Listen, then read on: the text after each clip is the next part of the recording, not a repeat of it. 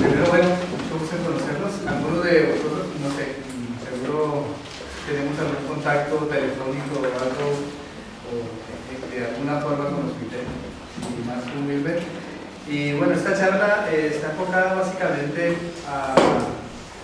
para entender un poco los conceptos básicos de la radiología, principalmente a nivel de lo que comúnmente se maneja en la mutua, ¿no? Digámoslo así, y en la medicina de urgencias.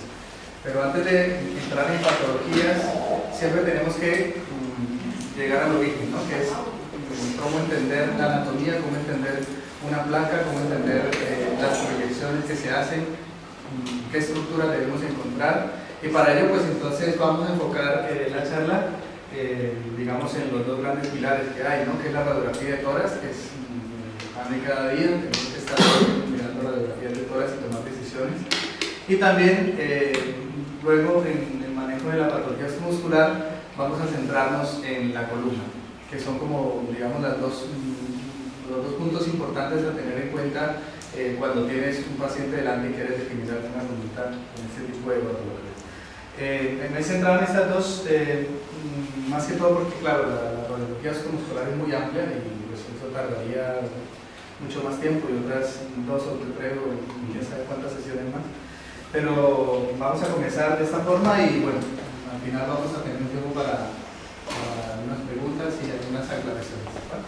Entonces comenzamos con la semiología del tórax. Ya todo el mundo, bueno, todos sabemos que pues, una radiografía de tórax se realiza en proyección PA, posterior anterior, el rayo entra en la zona posterior y hay ciertos parámetros técnicos que siempre tenemos que tener en cuenta, como son la posición, el rayo central, la colimación y la respiración.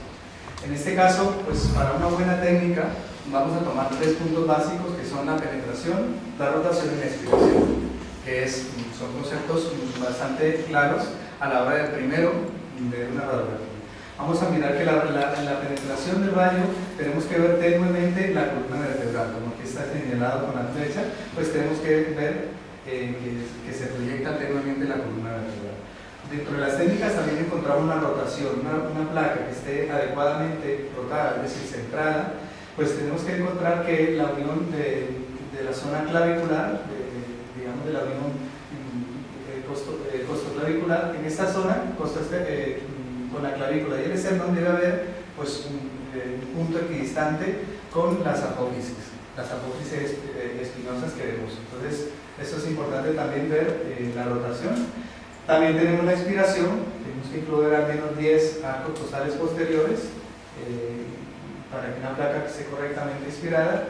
¿Y qué vamos a tener en cuenta ya a la hora de ver la radiografía? Primero que todo, siempre tenemos a veces dudas en cuanto a si una estructura mediastínica es normal o realmente es patológica, y siempre la zona de los cilios realmente causa mucha dificultad diagnóstica, hay muchas dudas, a veces nos inventamos también diagnósticos, muchas veces como la placa de la izquierda, muchos pacientes, este es un paciente sano y a lo mejor tiene tos y ya estamos diciendo que es reforzamiento parietal. Siempre tendemos al mediastino a ejercer cierta interpretación subjetiva de lo que vemos. Pero, ¿qué es importante en el mediastino?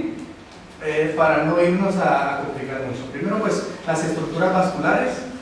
Algo siempre de tener en cuenta es la arteria interlobar, que es la que vemos en la zona de la derecha. Y luego hay estructuras vasculares del ilio, que no quiero entrar en memoria, porque pues eso se olvida, pero algo sí muy clave es la arteria interlobar. Tener en cuenta que también el ilio derecho pues es la prolongación natural de la tráquea, entonces vamos a ver el ilio derecho que es un poco más, queda un poco más abajo que el izquierdo, y el izquierdo pues se sitúa un poco más arriba al tener una dirección lateral.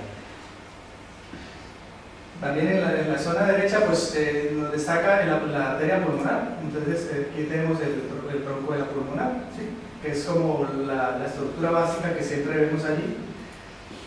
Y luego las estructuras vasculares que van a surgir de la zona iliar, pues vemos que son normales en la mayoría de pacientes, podemos ver estas estructuras y no necesariamente es un signo de fallo cardíaco, ni de cefalización del flujo, ni de congestión pariliar. Es decir, esto es una placa de tórax normal. Entonces es para tener en cuenta qué parámetros de lirio hay que tener en cuenta, que son la arteria internodal, que va hacia el bolo inferior, y lo que es el tronco de la pulmonar a este lado, que se ve en la proyección PA.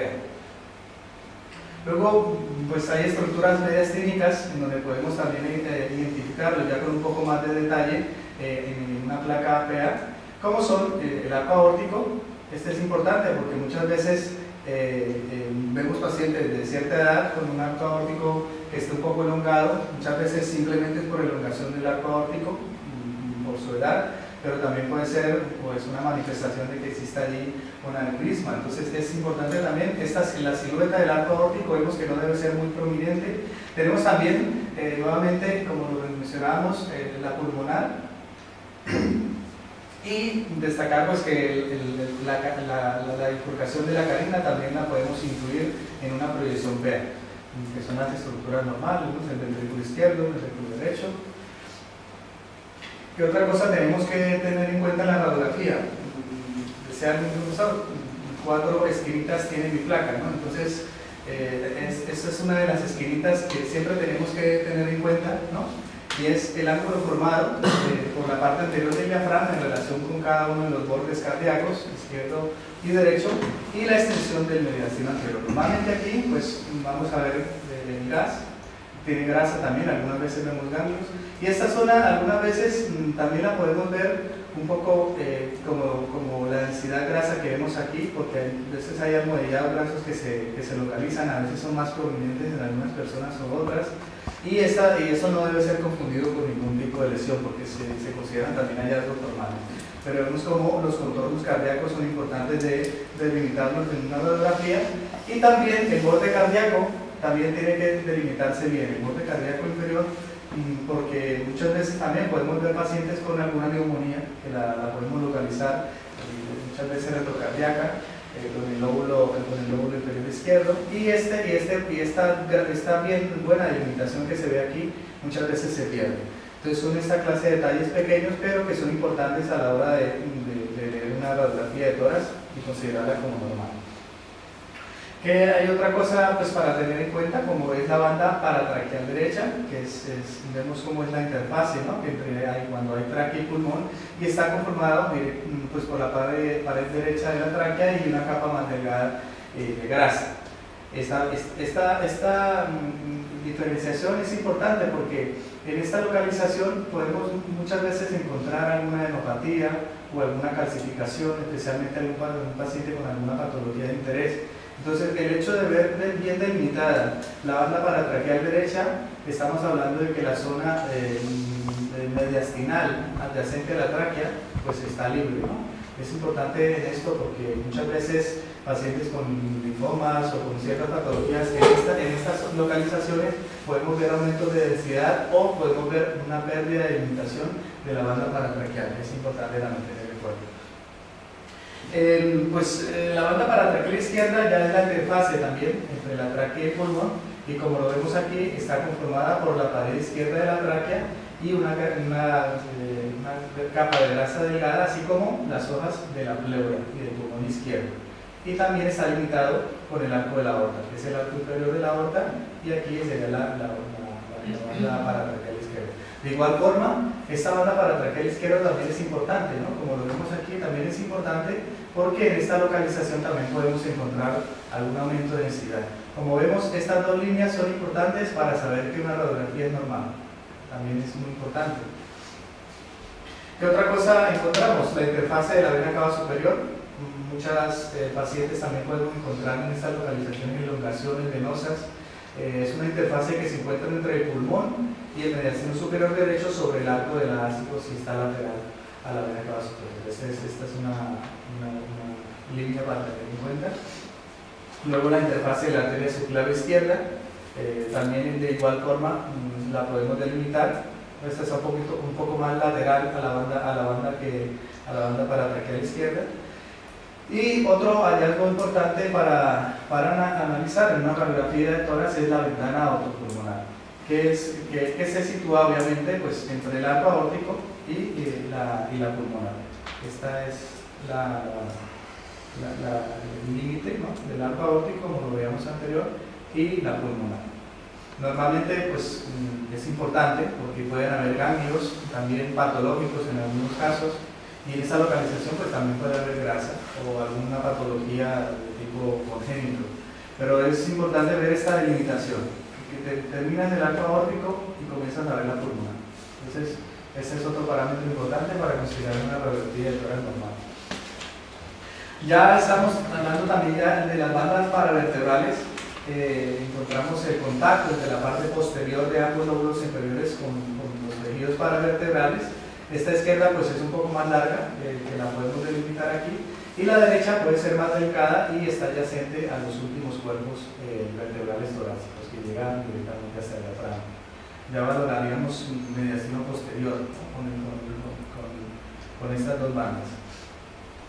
A nivel de los segmentos pulmonares, digamos que no es de mucha importancia decir con exactitud dónde nos encontramos en una radiografía, porque existe mucha interposición, especialmente si es una radiografía anteroposterior, pero para hacernos una idea, de la zona apical, posterior y anterior del lóbulo superior derecho estarán distribuidos en esta posición.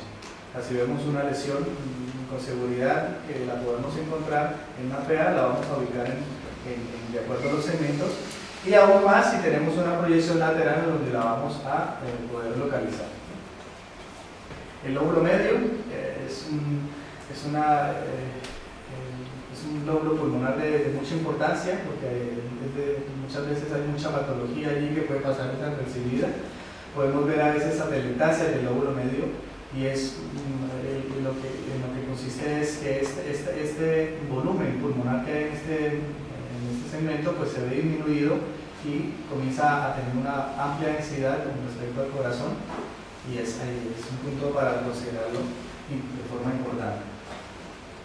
Lóbulo inferior derecho, también vemos un poco cómo es la distribución del segmento lateral, del segmento medio, y el lóbulo inferior derecho igualmente pues en una proyección lateral lo vamos a encontrar también en la zona posterior del pulmón. Aquí se interponen en la proyección lateral tanto el lóbulo inferior derecho como el izquierdo, pero siempre que veamos que nos llame la atención en algo en la radiografía de tórax PA, siempre tenemos que ir a confirmar ese hallazgo en la radiografía lateral. Muchas veces, por ejemplo, como veíamos anteriormente, esta línea del diafragma muchas veces la podemos ver poco nítida. Siempre tenemos que ir a la proyección lateral porque puede ser una neumonía retrocardíaca que nos esté borrando parcialmente el contorno del diafragma. Entonces es importante la correlación con las dos. Vemos aquí el segmento posterior del lóbulo inferior, vemos cómo estaría interpuesto con la zona cardíaca. Por eso lo que hablamos, ¿no?, es la importancia de poder diferenciar bien la silueta diafragmática de la silueta cardíaca para determinar que está correctamente, bueno, que es una radiografía normal. También a nivel del lóbulo inferior izquierdo tenemos pues igualmente las divisiones, el ápico posterior, el segmento anterior, como lo vemos aquí en la radiografía lateral, y vemos que el lóbulo superior izquierdo pues es un poco valorable en la radiografía lateral, salvo por el segmento anterior, que sí lo podemos valorar en una proyección lateral. Igualmente con el lóbulo inferior izquierdo, lo que hablamos, ¿no?, es importante diferenciar muy bien el borde cardíaco, porque aquí pues estará el segmento superior, el segmento inferior, y luego pues también lo podemos correlacionar muy bien en la proyección lateral. ¿Qué tenemos que ver ahora sobre la plena o las cisuras? Primero, pues en la PA solo vamos a poder apreciar la cisura menor en el lóbulo del pulmón derecho, que vamos a separar el lóbulo superior del lóbulo medio. A nivel de la cuarta costilla anterior, a nivel del límite derecho, más o menos vamos a ubicar ese límite. Tenemos ya pues otras variantes anatómicas que son las cisuras accesorias, ¿no? Por ejemplo, en la parte superior podemos encontrar una cisura que sería la cisura de la vena ácidos. También se conoce como lóbulo de ácidos cuando vemos la cisura interponiéndose. Y bueno, hay otra cisura que puede ser la cisura inferior, que se ve en el segmento medio basal de cualquiera de los lóbulos inferiores, principalmente como variantes anatómicas, ¿no? Y a nivel de diafragma, pues es importante la valoración de los senos costofrénicos, principalmente porque allí, pues, patología que podemos encontrar, un pinzamiento de seno costofrénico, pues nos hablaría de un derrame pleural que tendremos que confirmarlo en la lateral, en donde es mucho más, digamos, específica para poder determinar pequeños derrames. Un derrame pleural que ocluya el seno costofrénico, estamos hablando de alrededor de 75 centímetros cúbicos. Entonces, por eso es tan importante de valorar los senos. Ya otras patologías como la sobreelevación del diafragma derecho muchas veces puede considerarse como una variante anatómica, pero en otros casos también se puede estar relacionada con patologías como parálisis diafragmática, especialmente en pacientes que tengan algún factor de riesgo que nos llegue a pensar eso. Pero normalmente los diafragmas deben estar a la misma altura. El derecho es un poquito más elevado que el izquierdo por el efecto del hígado, ¿no? Entonces, ¿cómo debemos ahora leer una radiografía de tórax? Primero, tener en cuenta lo que hablamos, los patrones de visualización. Hay que mirar la pared torácica y la pleura. Posteriormente vamos al mediastino y por último el parénquima pulmonar. Nosotros en la práctica diaria a lo mejor casi que todo lo pasamos y vamos al parénquima. Entonces, porque estamos buscando una neumonía directamente, pero muchas veces se encuentran patologías que no están relacionadas con la patología actual y son a veces más importantes porque nos llevan a diagnósticos diferenciales más importantes que saber si hay una neumonía o no. Entonces, por eso, como en toda la radiología, es algo sistemático, ¿no? Eso es como sota, caballo, rey, siempre es de la misma forma. Siempre si de forma sistemática te acostumbras a leer una radiografía, así no te vayas directamente al grano, ¿sí? Sino que vamos por los pasos que se tienen que llegar, pues vamos a tener mucho menos riesgo de cometer errores diagnósticos y de que se nos pase alguna cosa importante. Entonces, hay que explorar primero las zonas de menos interés. ¿Por qué razón? Porque son las que primero se te van a pasar. Luego en el tórax, la parte superior del abdomen, y luego la pared del tórax, donde vamos a encontrar las partes blandas y el hueso. Posteriormente las estructuras mediastínicas y por último el pulmón. Primero cada pulmón por separado y luego vamos a comprobar ambos pulmones. Entonces es como una forma metódica de realizarlo. Si lo ponemos de forma mecánica, siempre vamos a hacerlo de la misma forma y es una forma muy buena de entenderlo. Entonces, vamos a ver el abdomen superior. Aquí hay una forma de verlo, ¿no? Que es mirar la vista de forma de zigzag, arriba y abajo, tratar de determinar si hay patología en el diafragma. Luego la caja torácica se recomienda pues, ver de forma en zigzag siempre, pues, por el ángulo de visión tenemos más posibilidad de encontrar alguna patología. Y luego pues descendiendo por el otro pulmón, ¿sí? Y luego comparando la caja torácica. A nivel de la tráquea y carina, igual, pues la valoración sería en zigzag, mirar a cada lado y lado de la tráquea y la carina.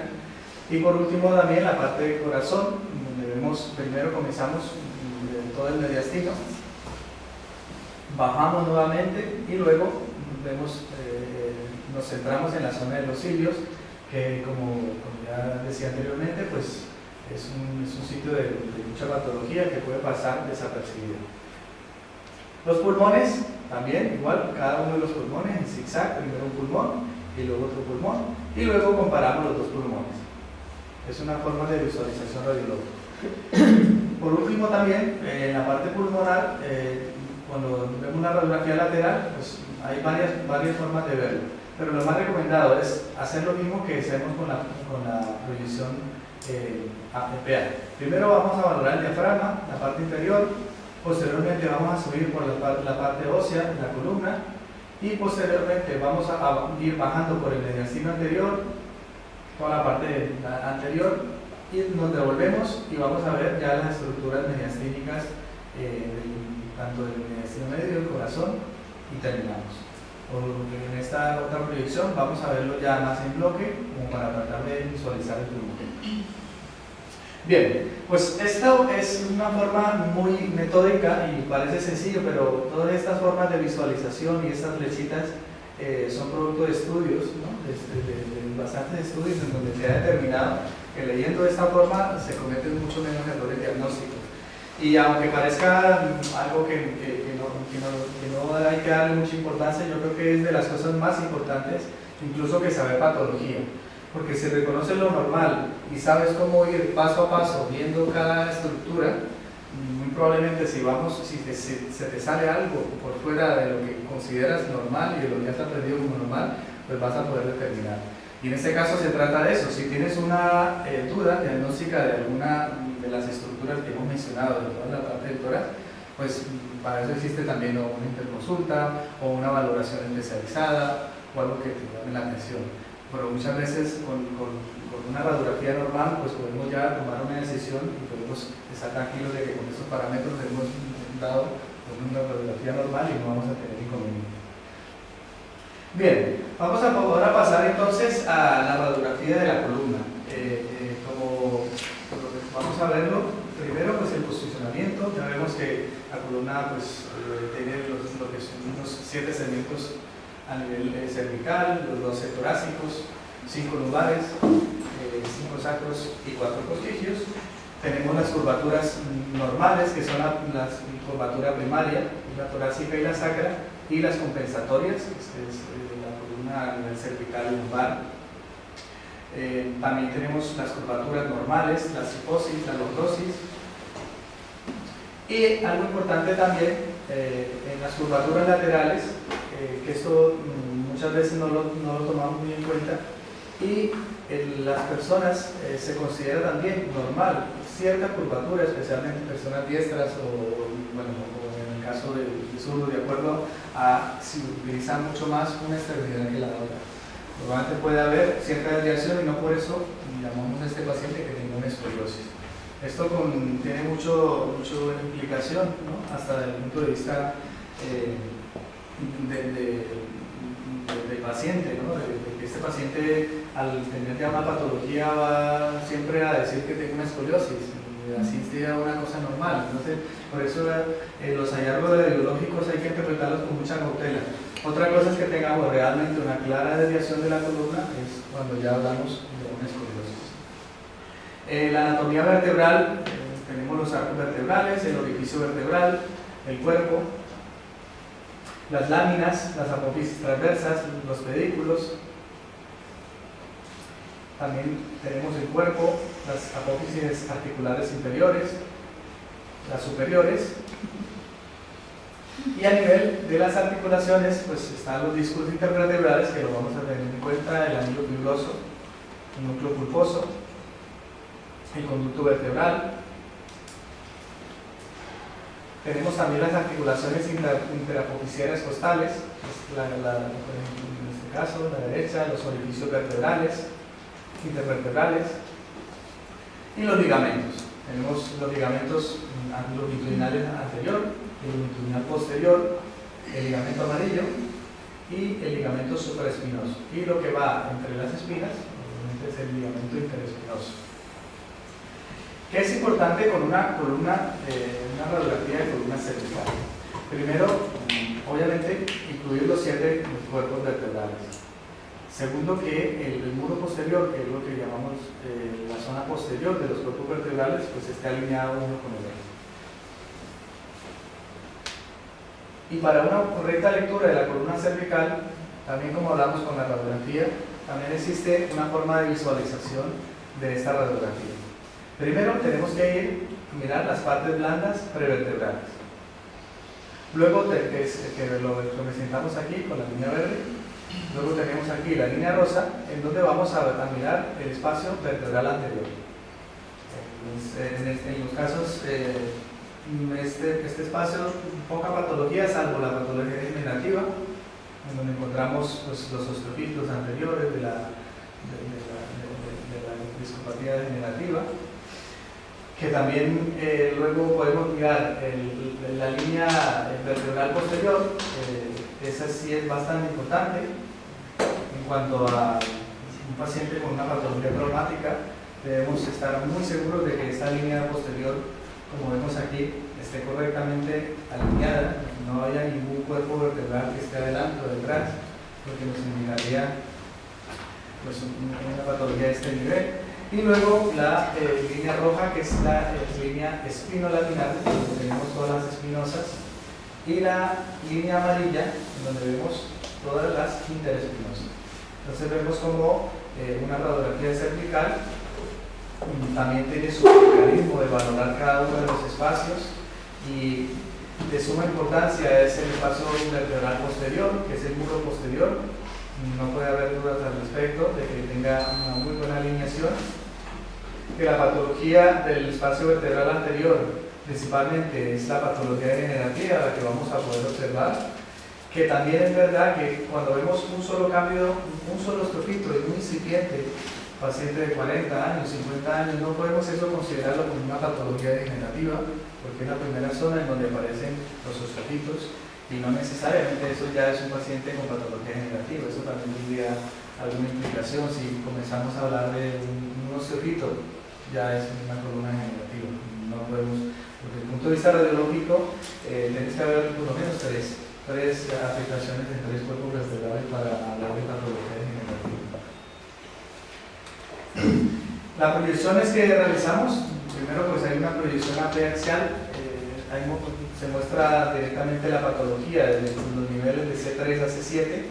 Podemos ver ciertas patologías como la fractura del cavador de arcilla, que es una fractura por abulsión de la apófisis espinoso de la vértebra C6 y T1, y también hay el signo de la doble apófisis espinosa por desplazamiento. Para eso, estas patologías son las que principalmente vamos a ver en la proyección axial. Tenemos proyecciones oblicuas también. En el occipito anterior, el radio está angulado a 15 grados cardinal al nivel de C4. ¿Y para qué sirven esas proyecciones? Para determinar patología a nivel de cuerpos vertebrales y tejidos blandos, también sobre los orificios vertebrales.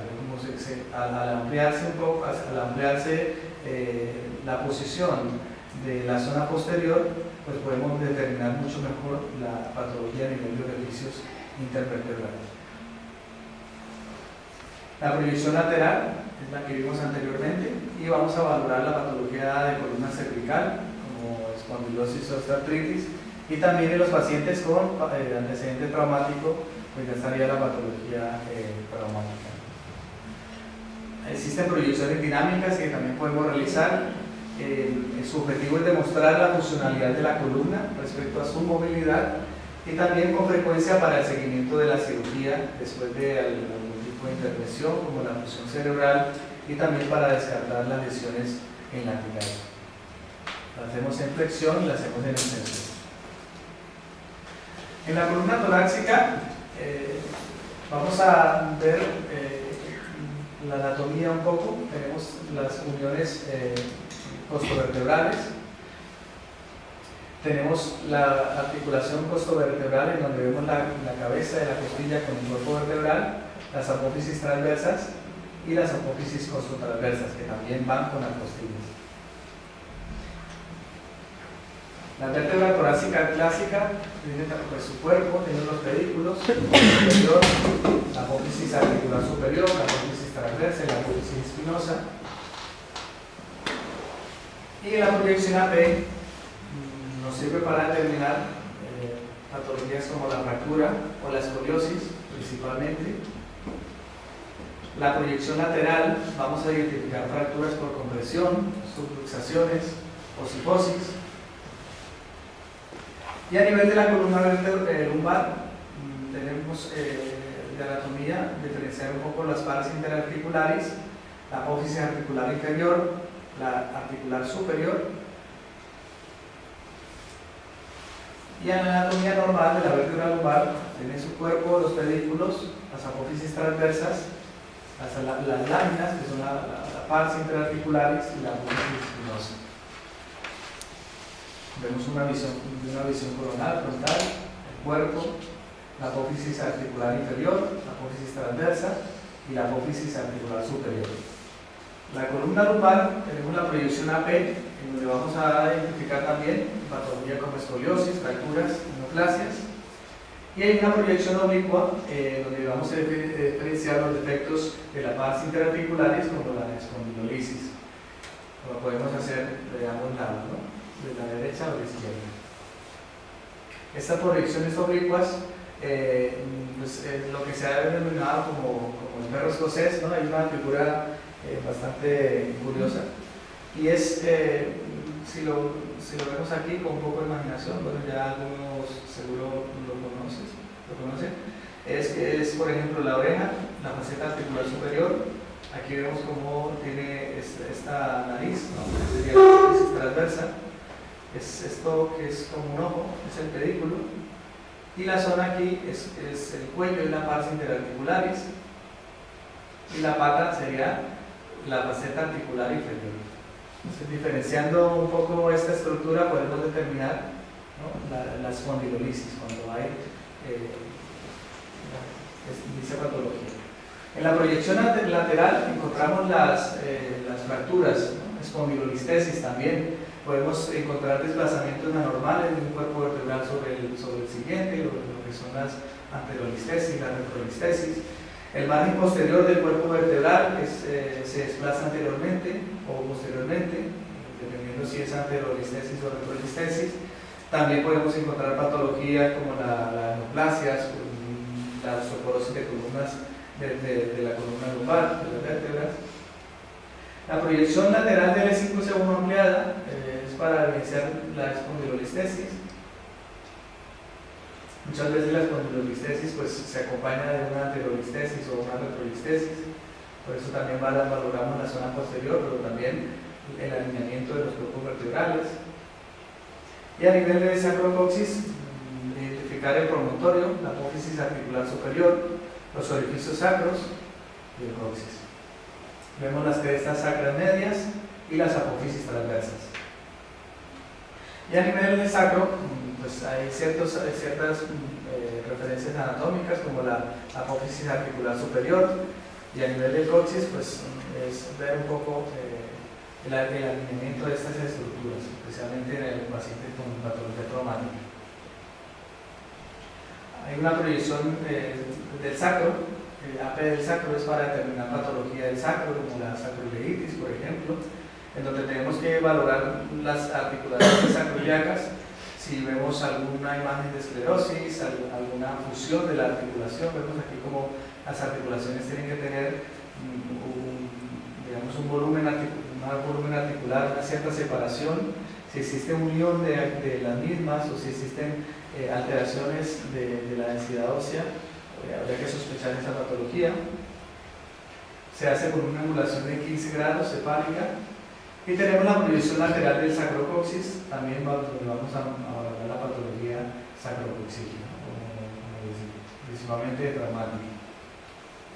Yo creo que esto es lo que tenía preparado, porque no quiero cansar mucho con una exposición muy larga y que no se nos queden muchas cosas, pero me quedaré conforme si los conceptos básicos de cómo leer una radiografía de tórax y cómo interpretar una radiografía de columna lumbar, de columna cervical, de columna lumbar, han quedado claros. Entonces, si tienen alguna pregunta sobre la exposición, sobre cada uno de los pasos, pues para responder. Sí. ¿De qué ángulos estamos hablando para diferenciar esa desviación patológica de la no patológica? Bueno, es un ángulo más de 15 grados ya se considera una escoliosis significativa. Pero ya cuando tenemos una escoliosis, pues ya intentamos hacer un estudio un poco más dirigido, donde podemos mirar una teleradiografía de columna, y ahí vamos a determinar con los ángulos de Cox, con ciertos parámetros, una escoliosis importante. Pero la alineación del cuerpo vertebral, si tiene una curvatura mínima, es que casi a ese nivel no podemos medir siquiera un ángulo. Entonces, eso es lo que yo hablo de que hay que tener en cuenta. Porque cuando ya tú mides un ángulo es porque realmente has visto una escoliosis. Pero cuando tú ves cierta, a veces puede ser posicional, a veces es como explicaba, ¿no?, por el miembro superior dominante, puede haber cierta delimitación de la columna que para no confundir y para no crear más problemas, no puedo hablar de ángulos porque estamos en una práctica diaria, ¿no? Pero es una cuestión de visión. Si tú ves que está la alineación de la columna y simplemente hay en la caja torácica superior, en las columnas dorsales, cierta desviación, lo puedes considerar como una preguntita. Sí. En cuanto a lo que estabas hablando de la escoliosis, me imagino que siempre tendrán en cuenta si hay rotación vertebral, rotoescoliosis. Es decir, que la espinosa no esté alineada, porque muchas veces hay actitudes escolióticas, más Sí. que el componente rotacional, que ese es el patológico. Sí, eso es verdad. También es importante ver la alineación de todas las espinosas para que sea una proyección correcta. En estos casos, por eso es que es importante el posicionamiento, ¿no? Que veamos y cuando vemos la radiografía, así como vemos la PA, que vemos un centraje adecuado, también en la columna también tenemos que ver que la apófisis espinosas estén de forma correcta, de forma recta con respecto al equidistante, con respecto al cuerpo vertebral.